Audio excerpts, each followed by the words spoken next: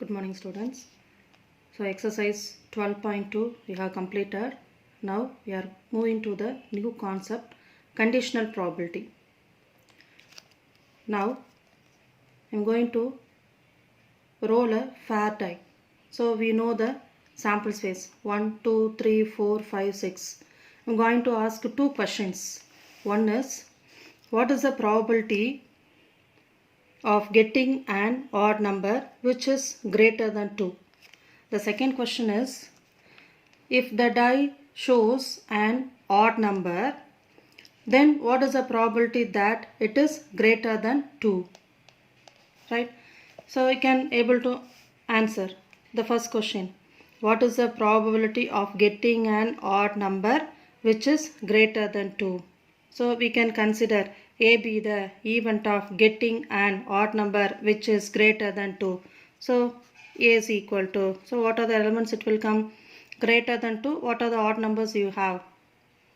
Yeah, 3, 5. Right? So what is n of s? So we have 1, 2, 3, 4, 5, 6, therefore 6. What is n of a? We have two elements, therefore 2. Therefore P of a is equal to n of a by n of s, therefore 2 by 6, which is equal to 1 by 3. So the probability of getting an odd number which is greater than 2 is 1 by 3. Right? We can move for the next question. If the die shows an odd number, so while rolling a die itself, the die shows only the odd number. Therefore, what is the sample space? It become 1, 3, 5. So நான் role பண்ணும்போதே எனக்கு வந்து tie வந்து add நம்பர்ஸை மட்டும்தான் எனக்கு காமிக்கும். அப்போ 1, 3, 5 மட்டும் தான் காமிக்குது. So if the die shows an odd number, then what is the probability that it is greater than 2?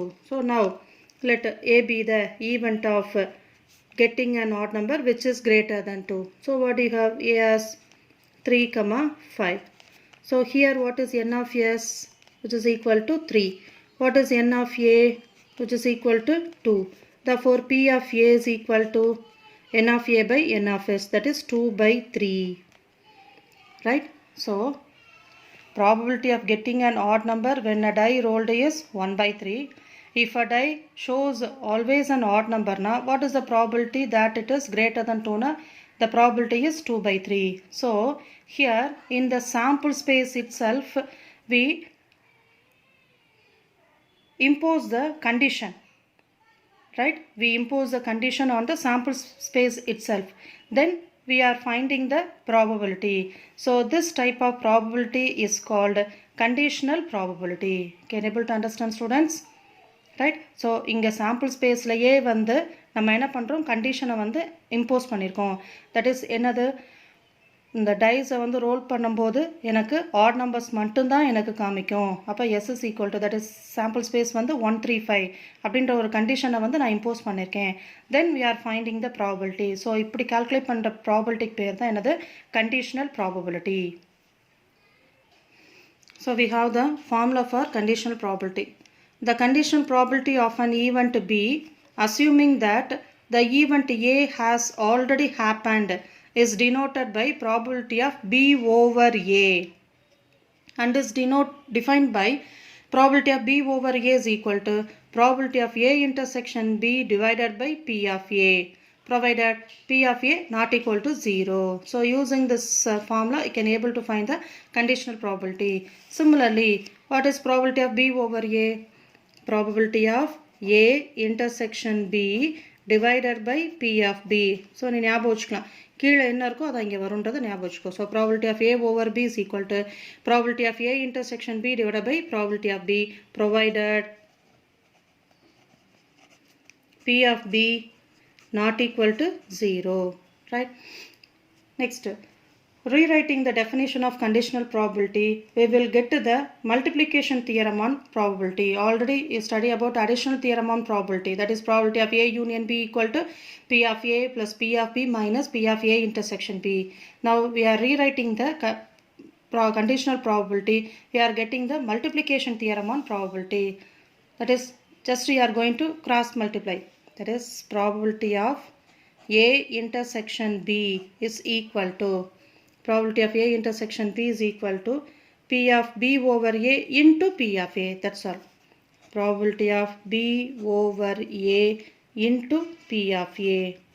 Or, so from the second definition also you can write, that is probability of A intersection B is equal to P of, that is probability of A over B into P of B.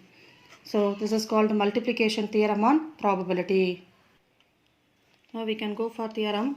If A and B are independent, then A bar and B bar are also independent. Already we learned about independent events, right?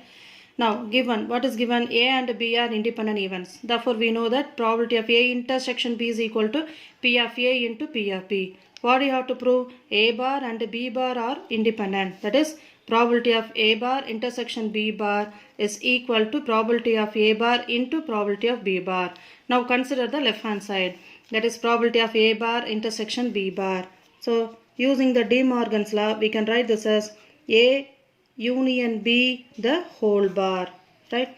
Which is equal to, by complementary law, we can write 1 minus probability of A union B, which is equal to 1 minus, by addition law of probability, we can write this as P of A plus P of B minus P of A intersection B.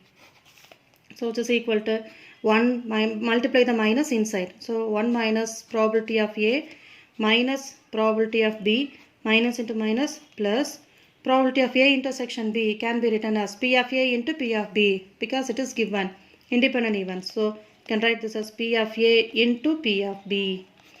So it is equal to 1 minus P of A. From these two terms, take P of B minus P of B outside.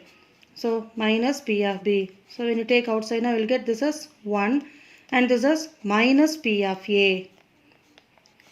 Right? So we can take 1 minus P of A outside. So here remaining we have 1 minus, this is P of B. So we have taken 1 minus P of B outside. So remaining we have 1, then minus P of B. So what is 1 minus P of A? Which is P of A bar. 1 minus P of B, which is P of B bar. So what we have taken? P of A bar intersection B bar is equal to P of A bar into P of B bar. We get the right hand side. Right? Therefore A bar and B bar are also independent.